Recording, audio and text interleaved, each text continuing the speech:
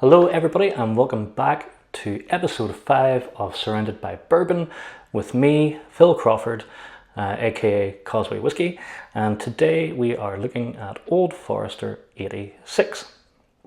So let's jump in with a little bit of history of the Old Forester brand.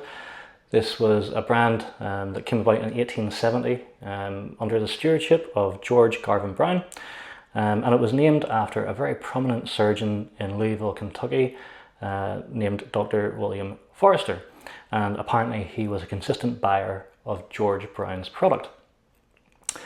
Now, according to their history in the 1800s, apparently whiskey was still the predominant anesthetic that was used domestically in America. It was prescribed by surgeons or doctors to give you a pep up to lift your spirits if you're feeling down, and also as a tranquilizer. So I'm sure we're all very happy that modern medicine has moved on beyond those days. But interestingly, George Brown had another doctor friend, Dr. James Holloway, and he complained to Brown that the batches of whiskey that were available were heavily inconsistent, and that he was striving to get something that was of the highest quality consistently that he could prescribe to patients. So George Brown himself was determined that he could see that vision through.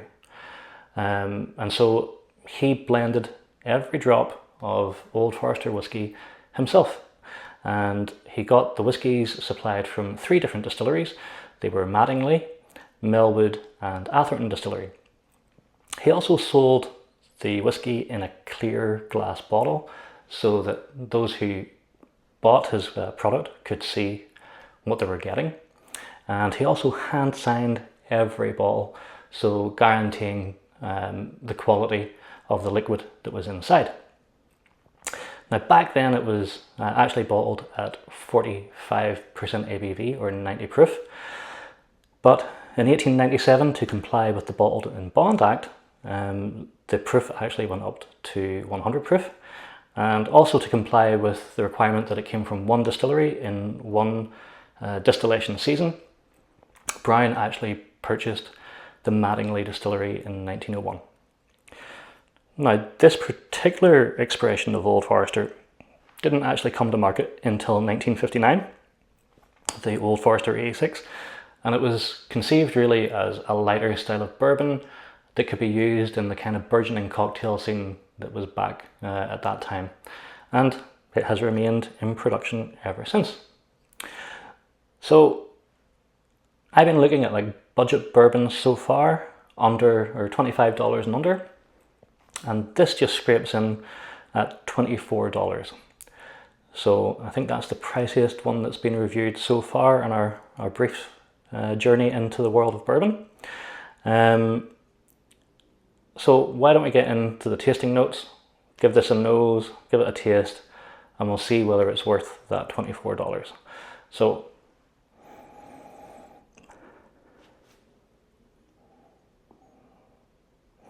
on the nose, there's like a lot of caramel up front with like vanilla bean. There's a small amount of fresh cherry in there. Also getting peach melba, which if you don't know what that is, it's basically like poached peaches with vanilla ice cream and a raspberry sauce. There's also some red apple there too. Yeah, there's definitely like ginger spice going on, and the only thing that maybe gives away a bit of its youth is there's a little hint of acetone. But all in all, it's a pretty sweet and fruity nose. That's quite inviting actually, so let's hope that the palate can measure up to this. So here we go.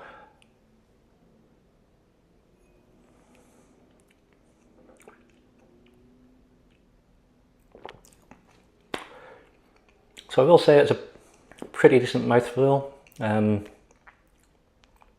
kind of a little chewy. It's not really oily, but it does have sort of probably like a medium body to it. Kind kind of immediately whenever you, on that first sip, I'm kind of hit with white pepper and floral grain alcohol. So that corn is definitely coming through. And then there is quite a lot of oak going on here. It's quite dry. So we'll go for a few more sips, see what more we can pull out of this.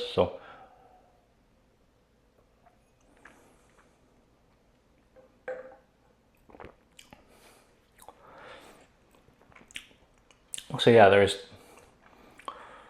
some caramel going on in there, some ripe banana, there's that red apple again. And if you kind of really dig deep, there is that little bit of cherry. I'm just going to have another swig of this and see how I get on.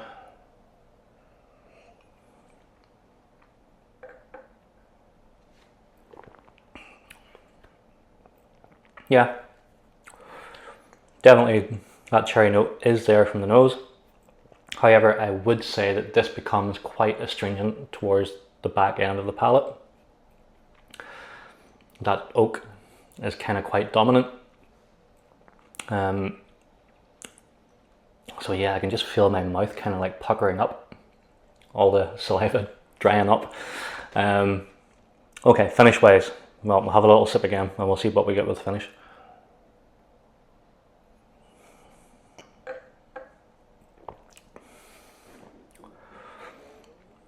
So yeah, like the finish, it's kind of short, like short to medium maybe. Like I say though, it's like predominantly it's dry, it's oaky, there's that white pepper spice, and then just kind of in the background, there's like a soft caramel kind of going on. So, how do I feel about Old Forester 86? Well, I have to say the nose is really good. But unfortunately the palate is definitely a letdown, and it does kind of give its youth away a little. It's fairly balanced between the nose and the palate. Like you get the notes on the palate that you get on the nose. They're just not quite as pronounced. The problem with the palate is that I just kind of feel as though that the oak has really dominated proceedings, and it's just that finish. It's astringent, it's bitter. It's a grand whiskey, it's okay. So how am I going to score this? You know, it's fairly simple. It's not the most complex thing in the world. Is it value for money? I mean, it's okay. I think there's definitely better whiskey out there at the price point. For $24, there's, you know, I can already think of a couple of bourbons that I would probably choose over this. I mean, I haven't reviewed them yet, but 1792 is one that springs to mind already. That's maybe only $1 more. Or again, I haven't reviewed it yet, but even like the entry level Four Roses is a very solid dram, and I would probably pick them over this. So yeah, scores out of 10, I'm going to give this a 4 out of 10. So I mean, it is drinkable. It's just that finish and the prominence of the oak that I think just detracts from it a little. So I would say that this is a whiskey bore. This is not one that I am readily going to replace again. But I know for a few dollars more, you have the Old Forester 100, which is maybe more in keeping with what we had back in 1897 after the Bottled and Bond Act. So I will be giving that a review at some point once I've kind of done away with the budget bourbons, of which there are many. So I don't know how long that series is going to go on for, but bear with me as they do.